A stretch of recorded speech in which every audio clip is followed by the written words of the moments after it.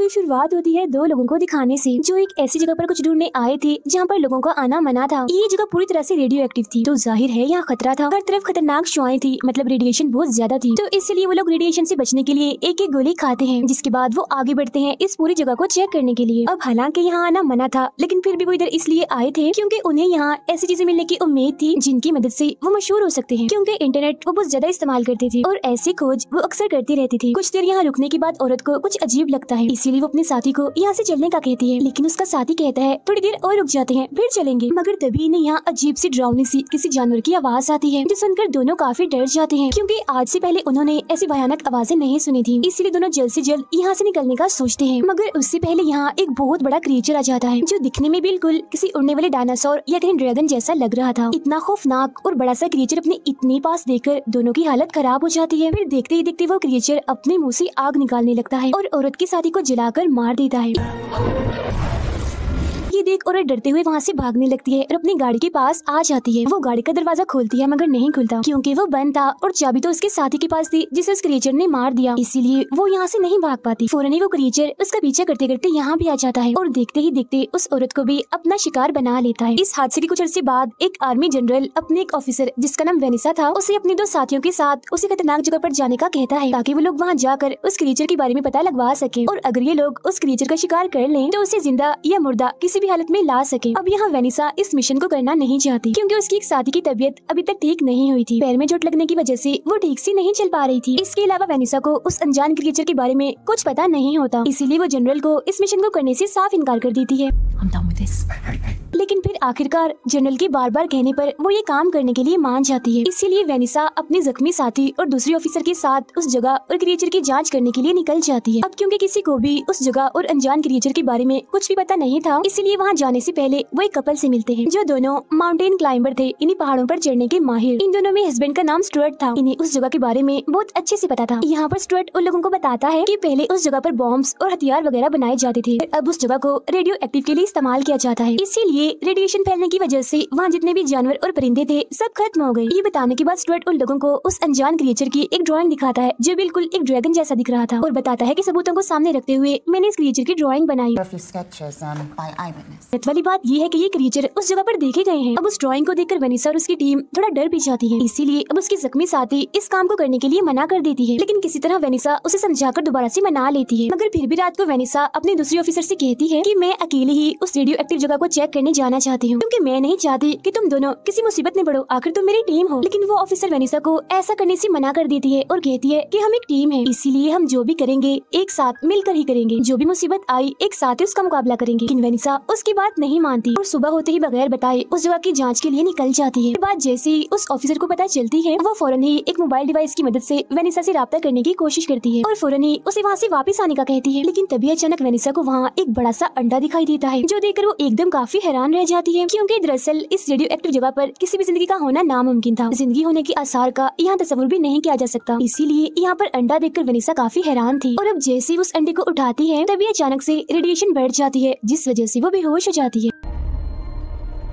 अब ऑफिसर को वेनिसा से बात करने की वजह से उसके बेहोश होने का पता चल जाता है, इसीलिए वो अपने जख्मी साथी और उस कपल यानी स्टुअर्ट और उसकी वाइफ को लेकर वेनिसा को ढूंढने के लिए निकल जाती है। फिर काफी ढूंढने पर आखिरकार उन्हें वेनिसा मिल जाती है, लेकिन बेहोशी की हालत में, जिसे देखकर वो फौरन उसके पास जाते हैं और उसे होश में लाते हैं। इसके बाद जब वो सब लोग यहाँ अंडा देखते हैं तो वो भी काफी हैरान रह जाते हैं। लेकिन तभी उन लोगों को यहाँ बहुत ही भयानक आवाज सुनाई देती है, जो सुनकर वो समझ जाते हैं कि ये आवाज जरूर उसी क्रिएचर की है। इसीलिए वो लोग सबूत के तौर पर उस अंडे को अपने साथ लेकर वापिस आ जाते हैं। वापिस आने के बाद सभी उस अंडे के बारे में बातें करने लगते हैं। दरअसल अब ये डर लग रहा होता है कि ये अंडा जिस भी क्रिएचर का होगा वो इसे लेने जरूर आएगा। अब देखते ही देखते रात हो जाती है और जब सब लोग सो रहे थे तो तभी अंडे में कोई हलचल होने लगती है, अंडा हिलने लगता है। दूसरे कमरे में ऑफिसर अपने घर वालों से बातें कर रही थी, मगर तभी उसे अजीब सी आवाज सुनाई देती है, जो सुनकर वो फौरन उस कमरे में आ जाती है जहाँ वो अंडा रखा हुआ था। उसे पता चलता है कि जो क्रिएचर इस अंडे में था वो अंडा तोड़कर यहाँ से भाग गया है। फिर वो ये बात बाकियों को भी बताती है, जिसके बाद पूरी ही टीम उस अंडे से निकले क्रिएचर को ढूंढने लगती है, लेकिन काफी ढूंढने के बाद भी वो नहीं मिलता और फिर इसी दौरान वेनिसा को घर से बाहर एक सीटी मिलती है जिसे वो अपने पास ही रख लेती है। फिर वेनिसा अपने जनरल को कॉल करके इस पूरे वाकये के बारे में बताती है, जो सुनकर वो कहता है चाहे कुछ भी हो जाए उस क्रिएचर का पता लगाओ और तुम्हें बगैर किसी सबूत के वापस नहीं आना। लेकिन अब यहाँ वेनिसा इस काम को करने से मना कर देती है, क्योंकि जख्मी साथी के साथ साथ दूसरे ऑफिसर की हालत भी खराब हो जाती है, क्योंकि वो रेडिएशन से बचने की दवाई नहीं खा रही थी। और तो वेनिसा को यहाँ हर वक्त डरावनी सी आवाजें भी सुनाई देती है। मगर फिर जब ऑफिसर को ये बात पता चलती है कि वेनिसा मेरी वजह से, मेरी तबीयत की वजह से इस मिशन को करने से मना कर रही है, तो वो फौरन उसे ऐसा करने से रोकती है। वो फिर जनरल से खुद बात करती है और वादा करती है कि चाहे कुछ भी हो जाए हम ये काम जरूर करेंगे।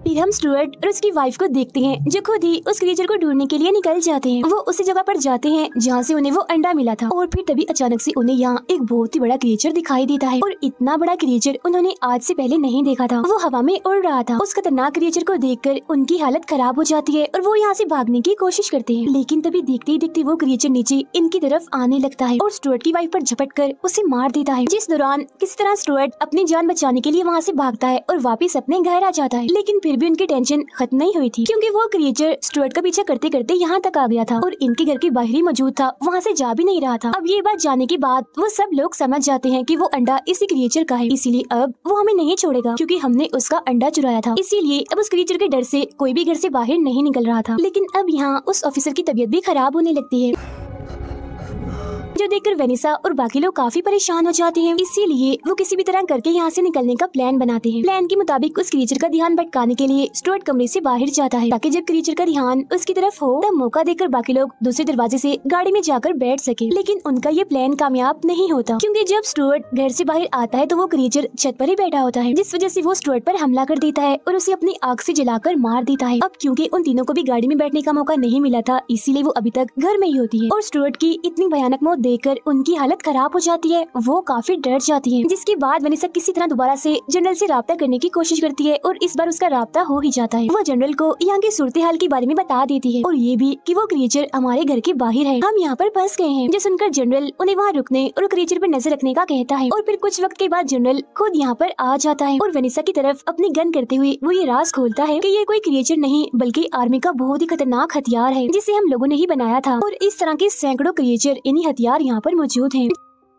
जिस पर गुस्सा होते हुए वेनिसा कहती है कि अगर ये सब तुम लोगों ने ही बनाया था तो फिर हमें यहाँ क्यों भेजा कि हम उस क्रिएचर की जांच करें। जिस पर जनरल कहता है हम बस उस हथियार की ताकत को जानना चाहते हैं, हम बस जानना चाहते हैं कि हमारा ये हथियार तुम जैसे ट्रेन और बहादुर लोगों को भी हराएगा या फिर नहीं। हम तुम लोगों को बस इस हथियार को टेस्ट करने के लिए इस्तेमाल कर रहे हैं। अब इतना बड़ा और कड़वा सच जानकर वेनिसा और उसके दोनों साथी काफी डर जाती है। अब यहाँ जनरल उन्हें बाहर जाने का कहता है ताकि वो उस क्रिएचर जैसे हथियार की ताकत देख सके। वो उनसे कहता है तुम्हारे पास बस 3 मिनट है अपनी जान बचाने के लिए, क्योंकि अगर तुम घर से बाहर गए तो शायद उस क्रिएचर से बच सकते हो, लेकिन अगर तुम घर के अंदर ही रहे तो मैं तुम्हें मार दूंगा। तब ये धमकी सुनकर ना चाहते हुए भी वेनिसा उन दोनों को लेकर घर से बाहर आ जाती है। फिर फौरन ही वो लोग गाड़ी की तरफ बढ़ती हैं, लेकिन जनरल ने गाड़ी का टायर पंचर कर दिया था, जो देखकर वेनिसा को बहुत गुस्सा आता है। मगर इन लोगों के पास ज्यादा वक्त नहीं था, इसीलिए वो फौरन ही जंगल की तरफ जाने लगती है। वो जंगल की तरफ इसलिए जा रहे थे क्योंकि जंगल में वो क्रिएचर अपने बड़े बड़े पंख की वजह से उड़ नहीं पाएगा। लेकिन रास्ते में ही उस जख्मी साथी की तबीयत खराब होने लगती है, क्योंकि पैर में चोट लगने की वजह से उससे चला नहीं जा रहा था और क्योंकि क्रिएचर के यहाँ आने का भी वक्त हो रहा था, इसीलिए वो अपने साथियों को उसे यहीं छोड़कर आगे बढ़ने का कहती है। अब हालांकि वो दोनों यानी वेनिसा और वो ऑफिसर ऐसा करना तो नहीं चाहती थी, मगर ना चाहते हुए भी उन्हें ऐसा करना ही पड़ता है। वो आगे बढ़ जाती है, जिसके बाद अब वो वहाँ अकेली रह जाती है और तभी वो क्रिएचर भी उसे देख लेता है और उसके पास आ जाता है। वो बस उस पर हमला करने ही वाला था, जो देखकर वो उस क्रिएचर पर अपनी गन से गोलियां चलाती है, मगर क्योंकि वो खुद भी एक हथियार था इसीलिए गोलियों का उस पर कोई भी असर नहीं होता। फिर वो अपने मुँह से आग निकाल कर उसे जलाकर राख कर देता है। उधर वेनिसा और वो ऑफिसर अपनी जान बचाने के लिए अभी भी जंगल की तरफ भाग रही होती है, लेकिन तभी उस ऑफिसर की तबीयत इतनी खराब हो जाती है कि एक कदम भी चलना उसके लिए बहुत मुश्किल हो जाता है।